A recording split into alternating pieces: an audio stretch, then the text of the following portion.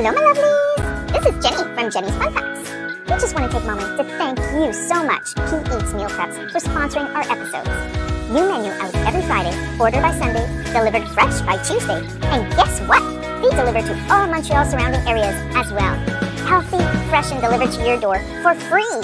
Add them and our podcast on Instagram at p.eats_P as in Peter, R-E-P as in Peter, S. Thanks, Pete Eats Meal Preps.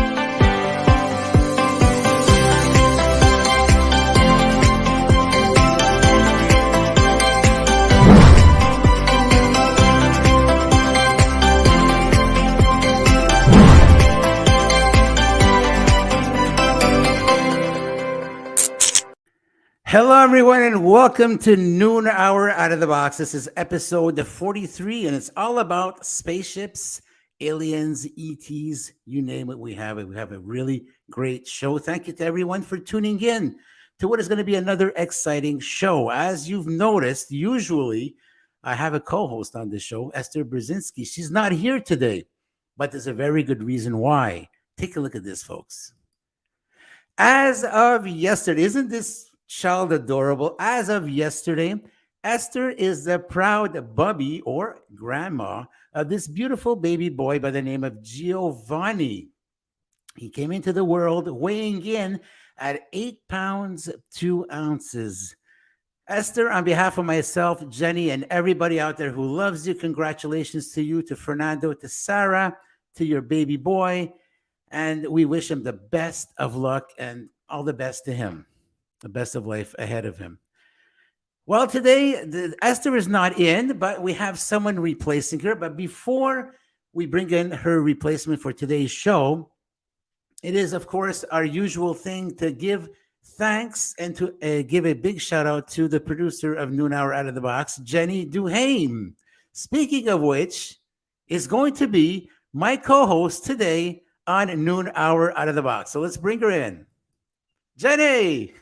Hey Rob, how's it going? So excited to be here today. And mazel tov to Esther and the whole family. Woo! I wish I had a glass to break.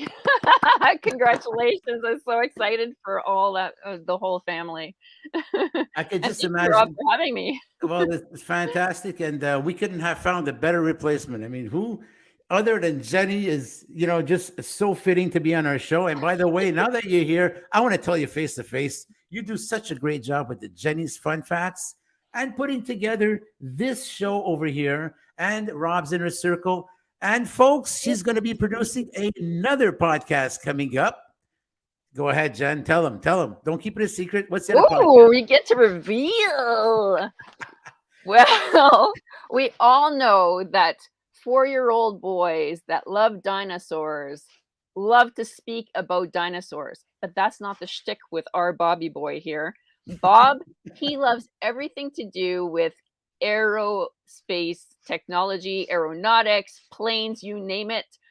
Pilot Bob.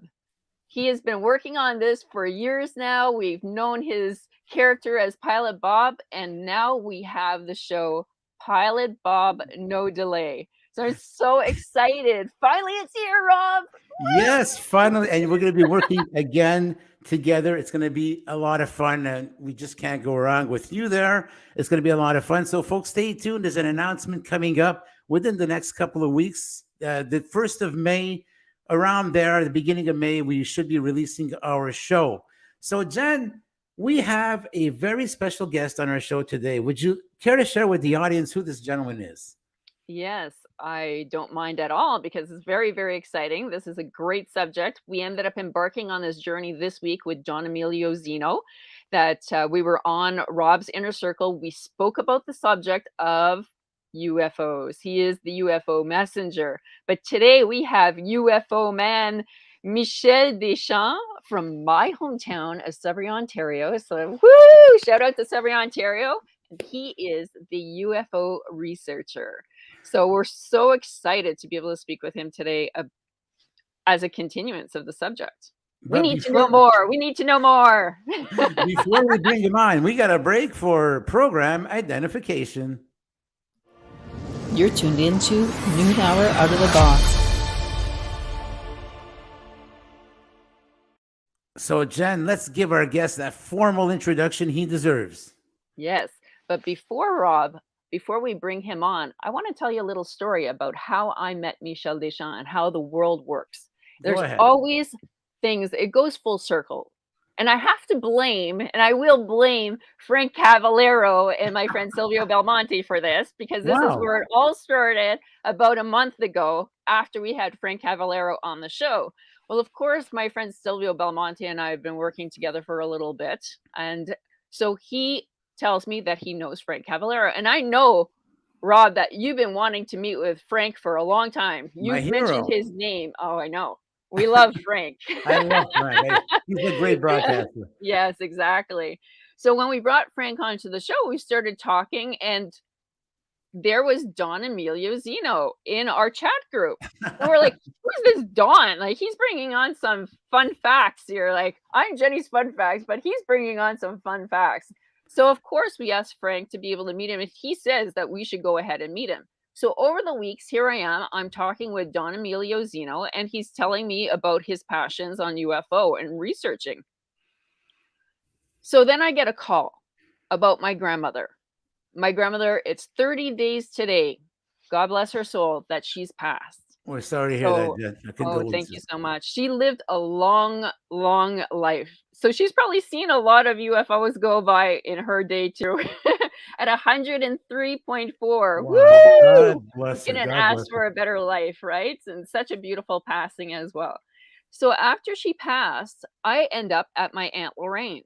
And she has her friends over. Of course, we have our little friends that come over and bring some beautiful truffles and some food and some beautiful cake. And here we are speaking with her. I get to meet her for her first time. And then the next day she comes over, she walks in the door out of the blue and hands my mother an envelope, right? She hands her a piece of paper. Here it is, the envelope. I'm like, oh, okay, what's that about, right? So she hands her a piece of paper and says, here's the information that I promised you that my husband was giving me. And she goes, well, what information? She says, well, you know, about the UFOs. And I'm like, ding, ding, ding, ding, ding. What do you mean UFOs? UFOs. Tell me more, right? So all of a sudden she says, well, yeah, my husband is a researcher. He loves UFOs. He's involved with a couple of people in Sudbury that are involved and have had sightings and so forth. And I'm like, okay, we need to talk, because already Don and I are in the midst of talking, and we're already concocting things that are happening, right? Exactly. So I'm like, this seems a little bit too meant to be, because it's only within the little spectrum of time that all of a sudden these people are being connected to me and I'm being connected to them. Isn't that strange? Weird. Say it, Rob. Weird. This is really, really weird. There Hey, Jen, you go. I'm sure the audience is dying to meet our guest, so bring him on, Jen. Yes. So just really quickly is that I get a call or a knock on the door the next morning, and it's this gentleman, Todd, this lady, Diane's husband. And he says to me, I hear we need to talk, and I need to introduce you to our UFO researcher, guest of the day, Michel Deschamps. So let's bring him on, Rob. There he is. Hey, I like your little buddy you brought along there. He's my navigator. He's a navigator. Michelle, welcome to Noon Hour Out of the Box. Hey, you're welcome. I'm glad to be here. So, Thank you Michelle, so tell much us a for little being- bit about yourself, your passion, how you got started with UFOs, liking UFOs. How did it all start? Well, I was born in '64, and in the late '60s, every toy that every boy got was pretty well space related. I got interested in space. I grew up watching sci-fi, but unbeknownst to me, I was surprised to realize now how many sightings I've had since I was 9, and did not expect to have as many as I did. Unbelievable. Yeah. So, Jen, you had a pertinent question for our friend Michelle. Well, actually, I just wanted to know exactly, you being in Sudbury, what is it that drew the aliens to Sudbury? I hear of so many sightings. You Yeah, yourself, I believe, have encountered UFOs yeah. or have had experiences. Why don't you tell us a little bit about those experiences? Well, I think the reason why Sudbury has had a lot of sightings here is because we had the two mining giants. We had Inco and Falconbridge, and we have a lot of mine sites. And it's also the site of an asteroid impact as well, where all the mine sites are located on the rim of the crater. And that to us is what I seem to think that this what is attracting the UFOs. Any to see it to see any developing technology or mining technology, that would be the one thing that they would be interested in if they were to come across a civilized society on a planet. Now, other locations like Blind River, for instance, where they have a nuclear refinery where they produce nuclear radioactive pellets, that would be what would attract UFOs over there. Now, UFOs have had a long association with anything nuclear, whether it was nuclear vessels like the USS, I think the Enterprise or the Roosevelt, the SD Roosevelt ship in the 40s was allowed to carry nuclear weapons. It was followed many times. So you have these incidences where, depending where you are, that's where you're going to see a lot of UFOs. Now, I did not know I was going to have this many. I've had a lot of weird things happen to me where I was the only civilian to investigate a landing on Manitoulin Island in the early 90s. I have the only last surviving piece of paper that came from our abandoned radar base, which no longer exists. I managed to grab a piece of paper that used to hang in its elevator. Oh, That would tell you how much weight the elevator would take. Because we had snuck in the base a couple of times long after it had been abandoned. It actually closed in 1986, 87. Because they had gone to satellites then. They didn't need radar bases anymore because they were using satellites to see if any incoming flights from Russia at that time during the Cold War were going to take place. So they had no use for the radar installations anymore. And so I have the last surviving piece of paper, and it says Department of Defense, 1986, 87. And it's framed on my wall. It's pretty neat to have. But my experiences themselves, like my first experience was a silver metallic ball that I was looking due south. So the sun was in the west to my right, and this sphere just hovered above the trees. And there was a sock flag, like the kind of flags you find at the airport, though, with the red and white bands next to it on a pole. This other thing, the sphere, maybe it could have been an advertisement balloon because there were some U-Haul trailers parked below it. There used to be an aluminum shed, but now it's all new homes built up there now. And but that sighting was still like just something in my mind that I wasn't sure if I'd copied it off the TV or whatever. But years later, 87, 88, I lived in Niagara Falls, and I went to a local bookstore and I bought this book called UFO Canada by Yurko Bondarchuk. And it had a chapter that talked about Sudbury and Eastern Townships, July 12th to July 15th, 1974. And then years later, in regards to Todd Frazier, that you met, we subsequently tried to fill out some Freedom of Information Act requests to get some information from the government. Well, the lady there says, why are you bothering filling out the papers when you can buy the microfilm reels? So we bought 5 microfilm reels with all the UFO documents. I don't think it's all the UFO documents, mind you. I think all the juicy cases like the crash retrievals and all that, that's still hidden. But I've got all 5 microfilm reels with the National Archive documents. And I found 2 pages or 3 pages that pertain to the sightings in 74. wow. So So, everything coincided. yeah, so Michelle, tell us a little bit. We've heard a lot about Area 51, but you brought something when we spoke previously. You brought something interesting. There's more to Area 51 that we really know. Area 51 in the Nevada desert. So tell us that what you told me that is not very well known out there. Yeah.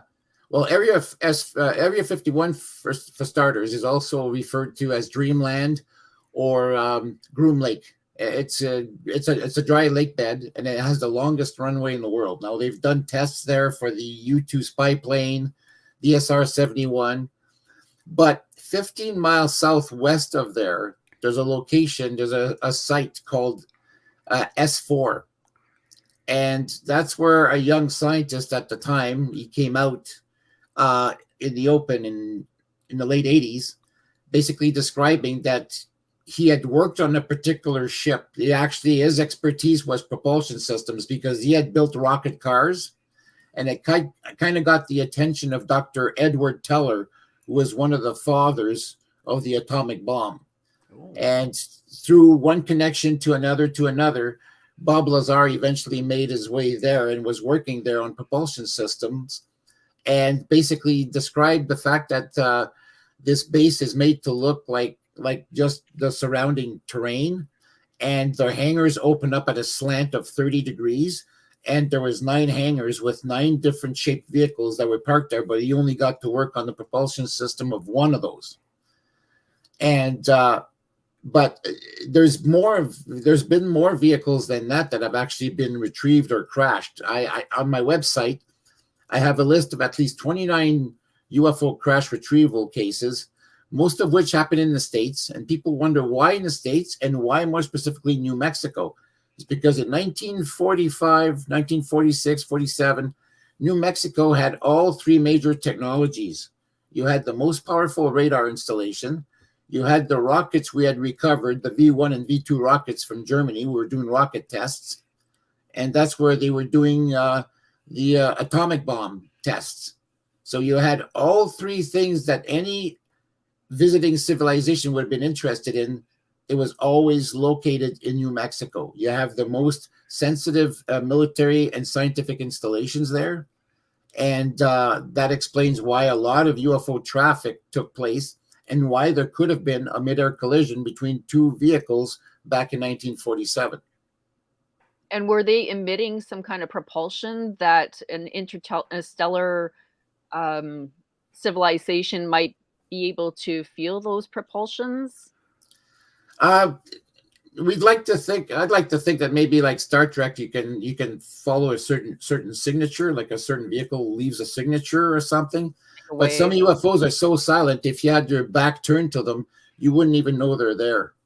You know, a lot of UFOs would actually emit sounds like beeping sounds, the sound of a washing machine that's off tilt, like really weird things like that, or even diesel engine sounds.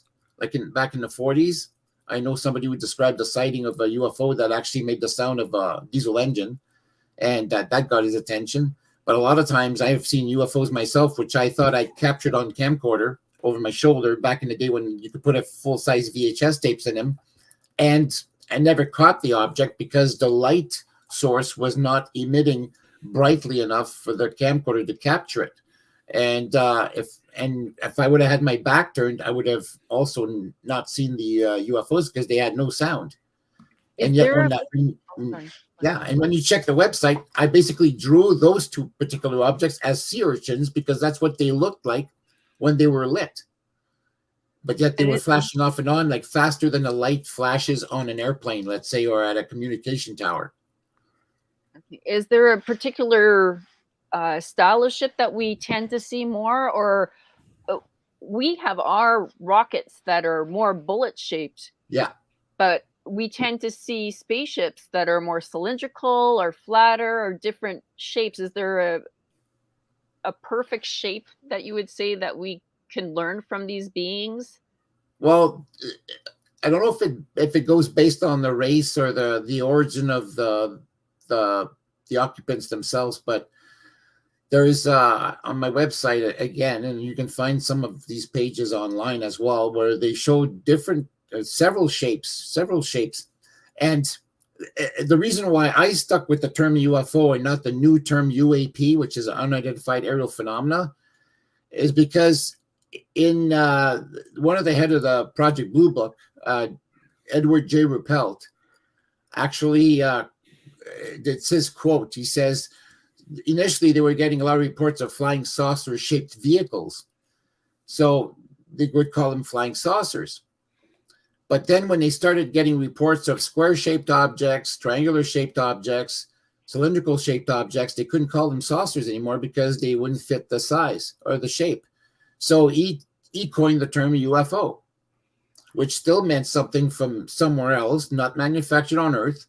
But because they had different shapes, they had to come up with a more generic term to say these are objects of foreign origin, not made on Earth, but definitely not just of the shape of a flying saucer. So I stuck with the same term, with the same definition, which I have as a quote on my website. So, Michelle, tell us a little bit. Are you knowledgeable about inner Earth? Apparently, there are cities within the Earth's surface, the crust, 60 levels down. Are you knowledgeable about that? I don't know a whole lot about that. The only thing I know about is that there are some natural caverns that are very, very big. And I remember there's a person who's now been deceased for quite a while, and we think he was actually killed, but made to look like a suicide. His name was Phil Schneider, and Phil Schneider was an engineer for the U.S. Air Force, and his job was to go and excavate, or at least explore some caverns, because the military at that time were starting to come up with the idea that they wanted to create tunnels that would interconnect all the military bases using these tunnel boring machines. Even the Air Force actually owns one of those things. And it's a huge worm, a huge metallic machine that can apparently melt rock right down to liquid form, and then uses that liquefied rock to actually make the tunnels, interconnecting one base to another. And he actually came upon a race of beings, and there was an ensuing firefight where some on their side got killed, some of our side got killed, humans got killed, and he was shot in the chest. He survived the blast, but he basically said that they came upon this race of beings that were underground. But to believe that there's a central core where there's a sun and people living on the inner lining of the Earth, I don't necessarily believe that. But there are extensive cave systems, and something could live down there that cannot take in sunlight. Yeah, we're talking reptilians mostly, would be like where they'd be more in an environment where there's moisture and not dryness. So you never know. I mean, there's on my website, I've listed, thanks to the work of Linda Moulton Howe in the States, I've got 85 species that I've cataloged that have been seen once or twice on the planet, but the abduction performing ones are on a separate page because they come here more repeatedly. And so there's a lot of races out there that are coming here, and whether we attracted their attention by detonating that bomb back in 1945, which all of a sudden they said, oh my God, the kids have found the matches. The sightings were taking place way before that, way back in biblical times. But when we detonated the first atomic bomb in 1945, we kind of gave them the location as to where we were. Right. When we're... Yeah. Sorry. It sounds a little Jules Verne to me in regards to the center of the Earth, that he's written about it already. Can we already have these key codes that are within these books, and that the places that we're not really looking at, that we look at is possible fiction. But when we look at paleontology, archaeology, we're already digging through the ground at several meters underground to find all these civilizations that once were. And would it be crazy enough to believe that we are not the proper race that is from this Earth, that we were already inhabiting an alien Earth, that there were people already underground, and we're starting to learn from those archaeological digs? Well, it's possible, because there's been a lot of areas where people have built structure upon structure upon structure, and we still don't know. We don't know a whole lot about our human history. I mean, I personally believe that whatever was living here before, like proto-humans, we were tweaked over time, biologically speaking, like genetically manipulated to have the form that we have today.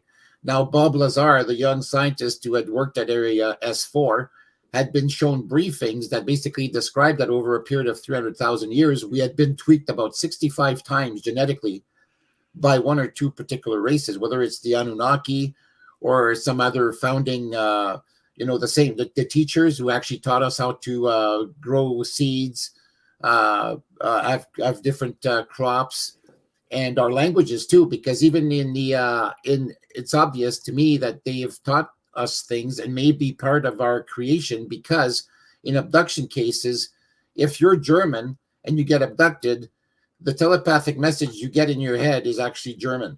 If you're French, it's the same thing. You get your French messages in your head saying, we won't harm you, be calm, everything will be okay, and they're just taking us. To me, it's the abductions is a way by which they are just keeping tabs on our development, since they're the ones who helped to create us. Although I still believe that they don't know where our soul came from. That's something else. That's something else that they can't explain, that just that they can't explain our emotions. And that's why they're studying us at the same time as, the races that are coming here that may not have had anything to do with our development or accelerated genetic manipulation. They're curious about those aspects of us, our soul, our memories, our emotions. And so I don't know if the abductions have dwindled over the years since the last 2 years or with COVID or what, but because we can't attend any conferences anymore, we can't find out any more than I used to when I used to go to Toronto to attend all the conferences, but I'm sure that it's still going on. Well, it wouldn't be too far off of thinking of a dialect in regards to it, because we're already using Google Translation to be able to help us along with language. So if we're talking about advanced beings, I wouldn't think that it would be too far off, and that they would have that technology to be able to transmit whatever they needed to transmit. We already have things in our ears hearing what we need to hear. We're already developing vocal people who have hard time speaking. We have vocal magnifiers. So I can already see that happening. When you speak about biblical times, I come back to the story of time, and even in the Quran, when they speak about these giants, Adam and Eve, that ended up falling to earth, and they ended up meeting each other, one in Mecca, the other in India, and it only took a day for them to meet because they were giants. When we speak about even the Anunnaki, when we speak about the other cultures that are within that Kabbalah flower, and we learn about this, are we not already an alien race? Have we already not come to inhabit this earth from another sphere? When we're talking about Sudbury, Ontario is an alien ground, because we have all of these alien minerals that are within our platform. We have copper and ore, and we have from the refineries, we have the sulfur, and we're the capital of the world in nickel. So are they coming back for what was already theirs in the beginning? Are they finding that trace of going back to that, and they found that signature? I think they've never left. I think they've been keeping a close eye. My personal belief is that since the astronauts went to the moon, they found evidence, or there seems to be indication that there's a large complex on the other side of the moon. So they've been using the moon as a duck blind for many, many years or decades, just keeping a watch. And occasionally when they do need minerals, like you're talking about gold being a very good conductor for electronics, I'm not surprised that they would surface and show up at mine sites, either excavating or taking samples or whatever, just like in the movie E.T., when they come down and take samples of flowers, take samples of people, and animals. That's why you'd have the cases of animal mutilations. For whatever reason, they're using the blood for something. But did you know that the cow blood is actually the closest thing to human blood? It can actually be used in medevac situations as a replacement, because the hemoglobin is pretty well similar. We've actually had a show about DNA and how pigs are close to our DNA, and the reasons why a lot of our religious brothers and sisters do not eat pork. Okay, well, that explains it. Yeah. Very interesting fact. I'm glad that you brought that up. Something that I didn't know. Yeah. Both Michelle and Jenny, this is such a great and exciting show, but unfortunately, we've run out of time. Michelle, is there any way we could have you back somehow, somewhere in the near future? Oh, that's definitely possible. I mean, this time frame is perfect for me.